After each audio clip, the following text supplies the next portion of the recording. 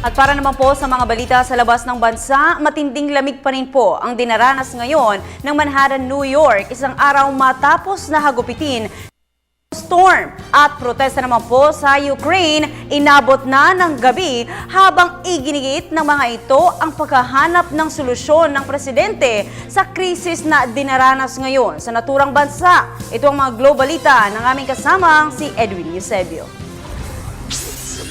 Sa usok na makikita sa himpapawid ng Ukraine, nagmumula ito sa ibinugang karahasan sa pagitan ng mga pulis at realista sa Kiev. Inabot ng gabi ang mga demonstrador na nagsigana at nagsipagmarcha sa Independence Square. Nakita rin sa mga demonstrador ang boksingero na ngayon ay politiko na si Vitaly Klitschko. Sinabi niya sa mga demonstrador na gagawin niya ang lahat para mahinto ang pagdanak ng dugo doon. Muling nanawagan ng dating boksingero sa Pangulo ng Ukraine na humanap ito ng solusyon sa problema. Iginigit niya na kung di mariresolba ang problema, mas makabubuting magdaos na lamang ng snap election sa Ukraine. 3 tao na ang napapatay sa kaguluhang politikal na nagaganap sa Ukraine. Sinisikap ngayon ng mga New Yorker na magbalik sa normal ang kanilang pamumuhay. Kasunod ito ng malaking bagyo snowstorm na nagdulot rito ng isang talampakang taas ng niyebe sa syudad.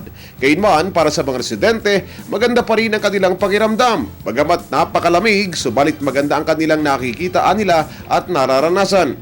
Sa temperatura ng 4 degrees magkasabay ang mga joggers at skiers sa Central Park. At sa kabila ng matinding lamig ay marami pa rin mga residente ang nasa labas ng kanilang tahanan. Kitang-kita naman ang kagalakan ng mga bata sa paglalaro sa snow sa New York. Para sa Telebisyon ng Bayan, Edwin Eusebio.